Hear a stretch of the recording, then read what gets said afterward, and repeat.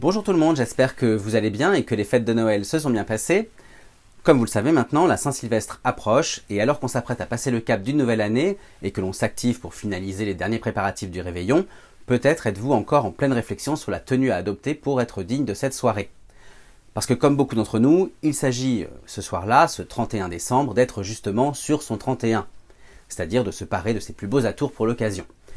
Mais alors, au fait, d'où vient cette expression se mettre sur son 31 ? Est-elle réellement liée au réveillon du 31 décembre comme on pourrait le croire ? Eh bien en réalité, il n'en est rien. Cependant, si on est sûr que l'expression se mettre sur son 31 est décorrélée du réveillon du Nouvel An, son origine ne repose malgré tout que sur des hypothèses. Je vous propose donc de vous en présenter ici, dans cette dernière anecdote de l'année, les trois principales explications. La première est d'ordre militaire. Pour cela, rendons-nous au royaume de Prusse, dans l'actuelle Allemagne, au XVIIIe siècle.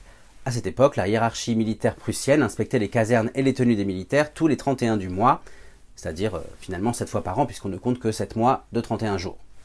Quoi qu'il en soit, tout devait être impeccable et chaque soldat devait notamment être habillé à la perfection s'il voulait espérer obtenir une prime en plus de sa solde militaire. Ainsi, tous les 31, il fallait bien justement se mettre sur son 31. La deuxième hypothèse trouverait son origine dans un jeu de cartes, un jeu appelé le 31, où pour gagner, il fallait atteindre 31 points.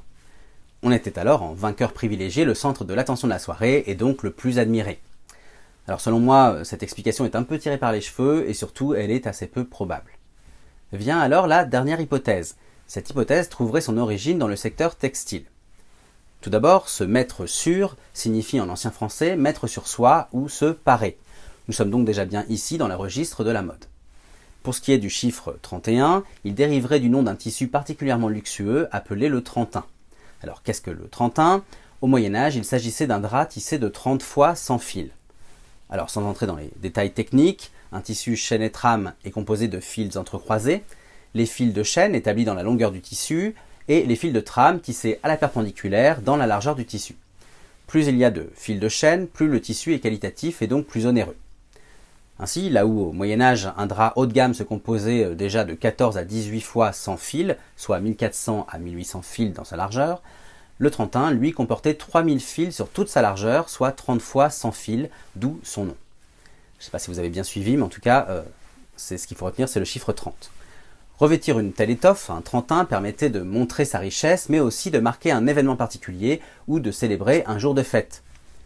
Par déformation, le mot trentin serait devenu 31, et plutôt que de se mettre sur son 31, on dit désormais se mettre sur son 31. Voilà, j'espère que cette anecdote festive vous a plu et qu'elle vous a aussi donné envie de mettre vos plus beaux vêtements pour fêter la nouvelle année. Quoi qu'il en soit, je vous laisse choisir l'explication la plus plausible selon vous, avant que vous aussi, vous ne vous mettiez sur votre 31. Pour en savoir plus sur cette anecdote, je vous donne rendez-vous également dans l'article illustré et dans le podcast dédié sur mon blog, lescarnetsdigor.fr. N'hésitez pas à vous balader sur ce blog pour découvrir d'autres anecdotes et d'autres visites de milieux historiques et culturels favoris, toujours dans mes nombreux articles et podcasts dédiés. Vous pouvez aussi me suivre sur les réseaux sociaux, sur Facebook, Instagram, YouTube et TikTok, pour retrouver toutes mes actualités en photo et en vidéo. Et je voulais aussi profiter de cette dernière vidéo de l'année pour vous remercier pour votre fidélité au Carnet d'Igor. J'ai vraiment hâte de vous retrouver pour une nouvelle année riche de patrimoine et de découvertes historiques. Et d'ici là, je vous souhaite à toutes et à tous un très bon réveillon, une très belle année, et je vous dis bien sûr à très bientôt pour d'autres aventures, d'autres anecdotes et d'autres visites.